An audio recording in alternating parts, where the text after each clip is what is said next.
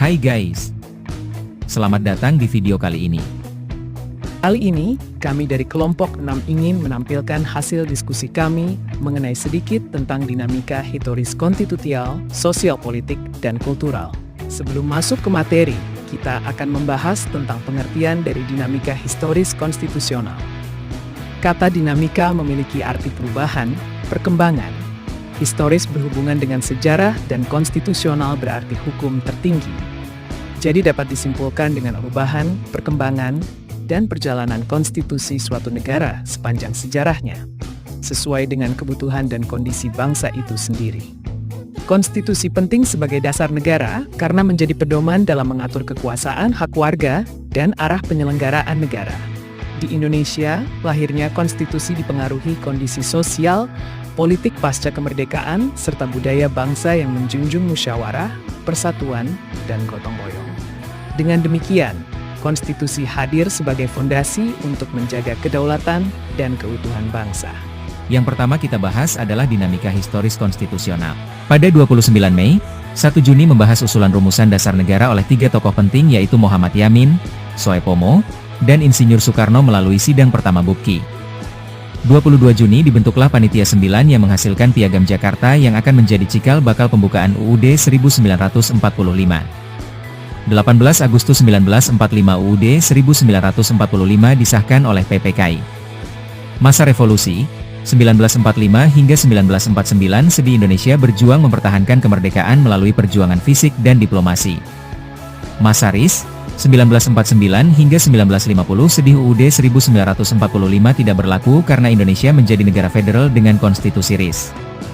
Masa demokrasi liberal, 1950 hingga 1959 Sedi Indonesia kembali menjadi negara kesatuan dengan menggunakan UUD 1950.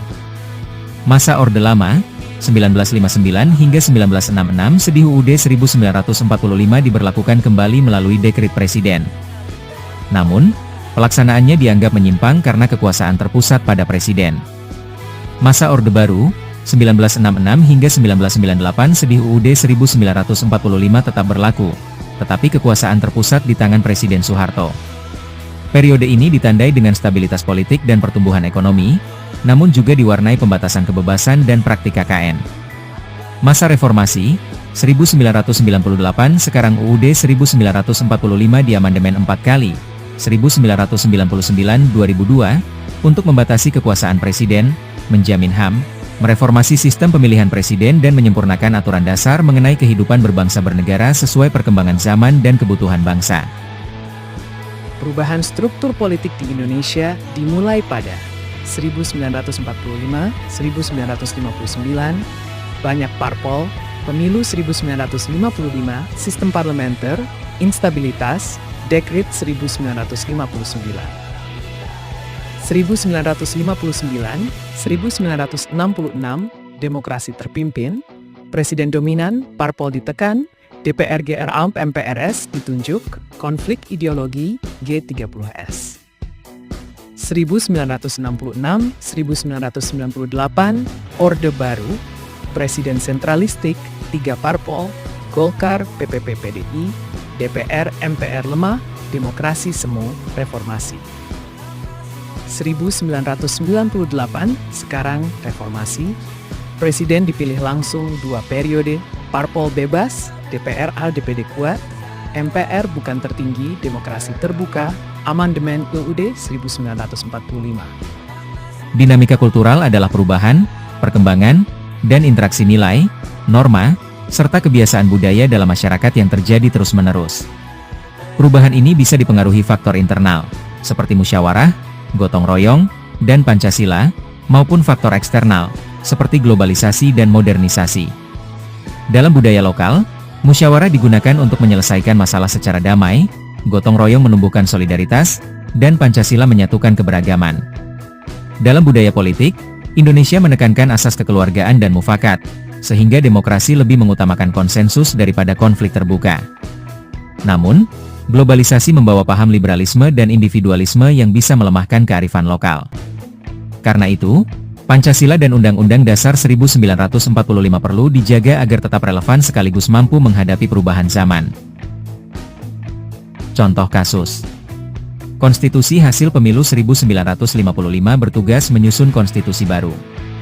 Terdapat 3 blok utama, nasionalis, Islam, dan kiri sosialis. Perdebatan 1956-1959 buntu, konstitusi baru gagal disahkan. Dekret Presiden 5 Juli 1959, bubarkan konstitusi, kembalikan UUD 1945, bentuk DPR GR. Dampak, polarisasi masyarakat, fragmentasi politik, lahir demokrasi terpimpin, kompromi lemah, debat ideologi jadi warisan intelektual, budaya kompromi yang rapuh lemah. Dari materi yang kita bahas, dapat disimpulkan bahwa konstitusi adalah dasar hukum yang mengatur penyelenggaraan negara dan melindungi hak warga. Dinamika konstitusi dipengaruhi oleh faktor historis, sosial politik, dan budaya, serta harus beradaptasi dengan perkembangan zaman untuk tetap relevan. Ya, itu dia materi kita kali ini. Semoga bermanfaat dan gampang dipahami. Kalau masih ada yang bingung, boleh tulis di komentar ya. Jangan lupa like dan share biar makin banyak yang belajar bareng.